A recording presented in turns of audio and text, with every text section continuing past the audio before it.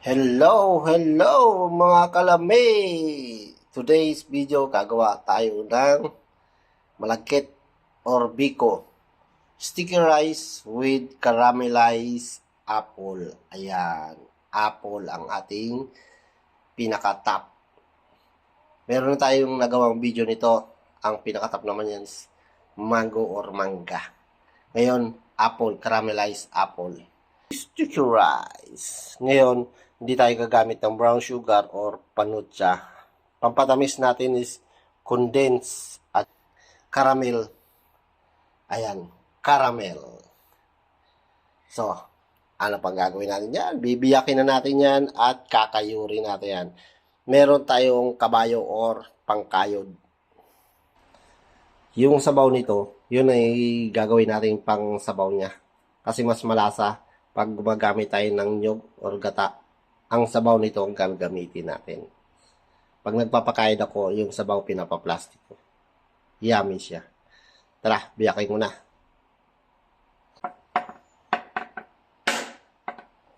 Ayan, nabiyak na natin. Ayan. Ganda ng nyog natin. Yan o. Ganda ng nyog natin. Yung sabaw na nakuha natin, gagamitin natin yan para mamaya sa pagpiga natin.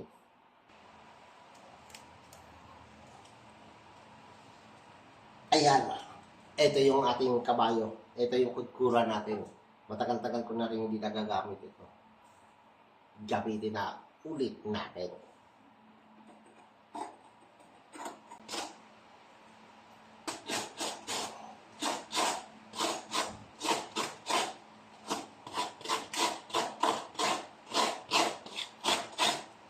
Lapit tayo sa pangalawa. Itong baon na ito magagamit pa natin no, pag nag-ihaw tayo.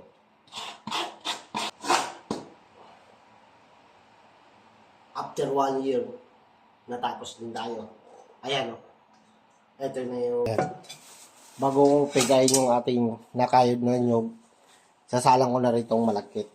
1 kilo. Ayan. Hugasan natin 2 o hanggang 3 hugas. Lagay na natin yung ating sabaw.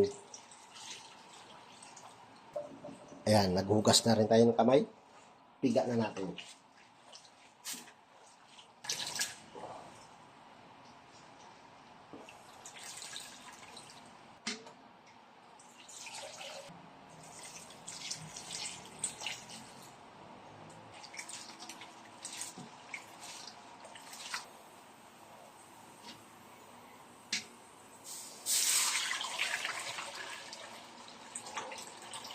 Habang niluluto natin yung malagkit, ito naman, hahayaan natin na maglangis. Yun na, medyo matagal-tagal ang process nito eh.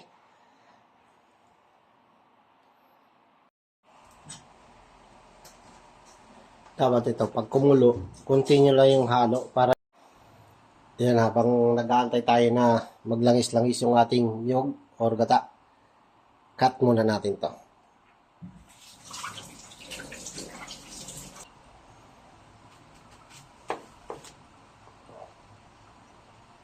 Cut natin ng maliliit lang.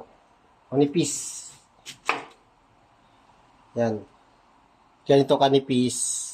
Tapos tatanggalin natin. Siyempre, tatanggalin natin yung buto. Ayan. Magiging ganyan siya. Ganyan kanipis. Ito, tanggalin lang natin yung buto.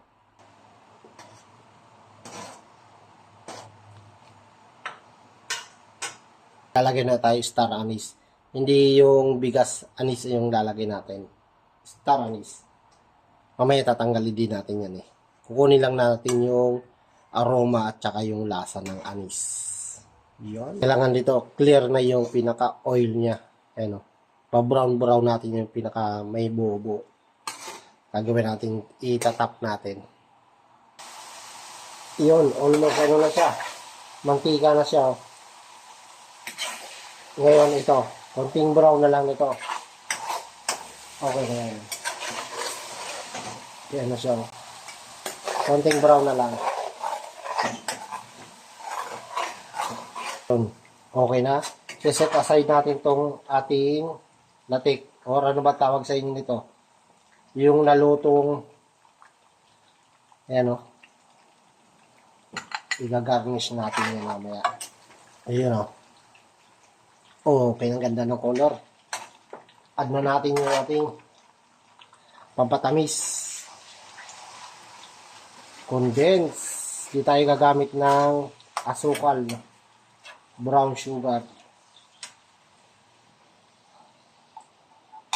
Ito yung, and then yung caramel, lagyan natin caramel.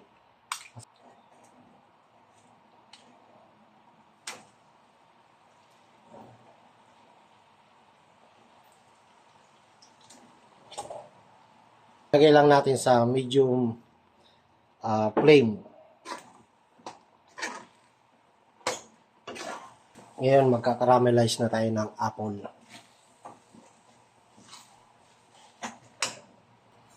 Lagay muna tayo ng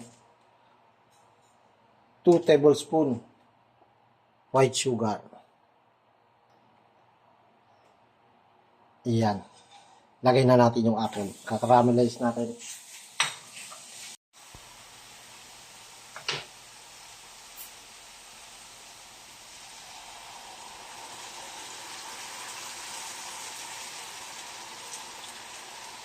Antayin lang natin lumamot ang ating apple.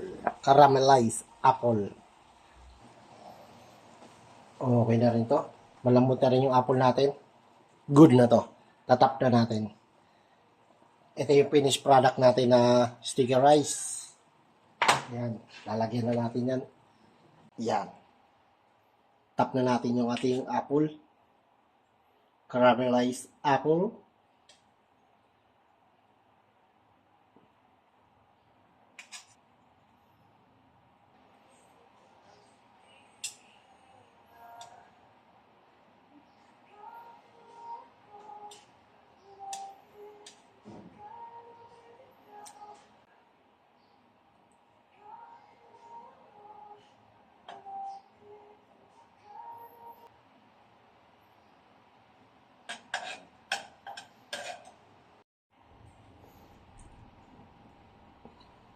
Garnish. Yung latik.